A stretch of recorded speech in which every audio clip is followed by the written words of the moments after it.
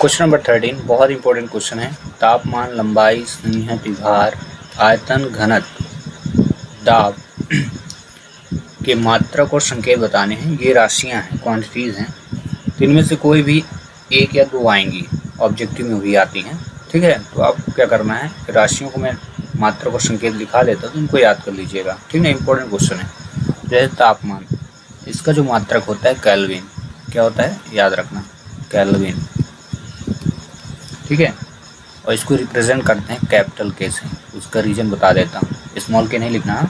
देखो, जब किसी वैज्ञानिक के नाम पर कोई मात्रक रखा जाता है तो उसको हम कैपिटल लेटर से रिप्रेजेंट करते हैं। जैसे केल्विन जो है, केल्विन नामक वैज्ञानिक के नाम पर रखा गया, इसीलिए इसको जो संकेत है ना वो कैपिटल के रखा गया है। लेकिन अगर किसी वैज्ञानिक के नाम पे नहीं रखा जाएगा तो फिर स्मॉल रख दे। ठीक है, तो केल्विन जो होता है तापमान का मात्रक और संकेत या प्रतीक के है। इसी प्रकार दूसरा देखते हैं हम लोग। ठीक है, लंबाई, और लंबाई का मात्रक होता है मीटर।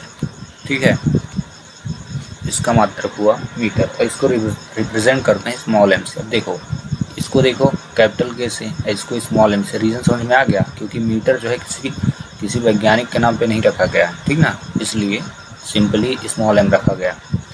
अगला देखते हैं। ठीक है, अगला दिया है संहति, और इसका जो मात्रक होता है किलोग्राम। क्या होता है, याद रखना, किलोग्राम। और इसको भी हम रिप्रेजेंट करेंगे स्मॉल लेटर से, स्मॉल के और स्मॉल जी, केजी। ठीक है, आगे आते हैं। रीजन वही है, क्योंकि वैज्ञानिक के नाम पे नहीं रखा गया, इसलिए स्मॉल पे है। आगे है भार, और भार का मात्रक होता है न्यूटन। न्यूटन, और ये न्यूटन लिख दिया। और न्यूटन एक वैज्ञानिक थे। ठीक है, इन्होंने गति के नियम भी दिए थे। ठीक है, तो क्योंकि न्यूटन क्या वैज्ञानिक है और इनके नाम पे मात्रक रखा गया, इसलिए कैपिटल एन रखेंगे। ठीक है, स्मॉल एन रखेंगे तो गलत हो जाएगा। आते हैं हम लोग वॉल्यूम पे, बहुत इंपॉर्टेंट टॉपिक, बहुत। ठीक ना, वॉल्यूम को कहते हैं आयतन, और आयतन का मात्रक होता है घन मीटर। क्या याद रखोगे, घन मीटर। ठीक है, और घन मीटर को हम रिप्रेजेंट करेंगे एम की पावर 3 से। ठीक है, एम की घात 3। आगे चलते हैं। अगला है घनत्व। ठीक है, घनत्व का जो मात्रक होता है वो होता है किलोग्राम प्रति घन सेंटीमीटर। सेंटी नहीं, घन मीटर। याद रखना, किलोग्राम प्रति घन मीटर। देखो बच्चों, मेरी वीडियो बहुत लोग क्या करते हो, देखते हो और देखते तो हो ही, डाउनलोड कर लेते हो। डाउनलोड कर लो, लेकिन आप लोगों से रिक्वेस्ट है कि 1 मिनट तो वीडियो चलने दिया करो यार। ठीक ना, उसके बाद आप डाउनलोड करो, थोड़ी तो वैल्यू बढ़े।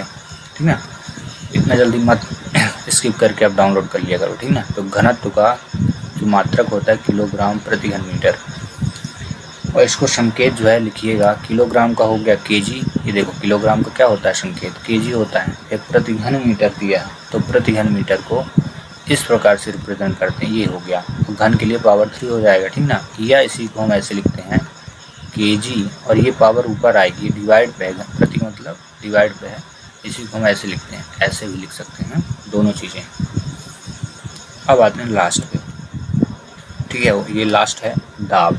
दाब बहुत इंपॉर्टेंट, ये एग्जाम में काफ़ी बार आया है। ठीक है, दाब जो होता है पास्कल, दाब का जो मात्रक होता है वो होता है पास्कल। अब देखो, ये पास्कल हो गया, और ये एक वैज्ञानिक थे पास्कल, इन्होंने दाब का मात्रक दिया, इसीलिए इनका जो मात्रक का जो प्रतीक है ना, तो पहला लेटर पी कैपिटल रहेगा, देन इसके बाद ए स्मॉल रहेगा। समझ में आ गया कॉन्सेप्ट। ठीक है, 3 मात्रकों को याद कर लीजिए। ठीक है, क्योंकि ये कंपलसरी है कि कोई ना कोई क्वेश्चन आएगा। मिलता है नेक्स्ट वीडियो में।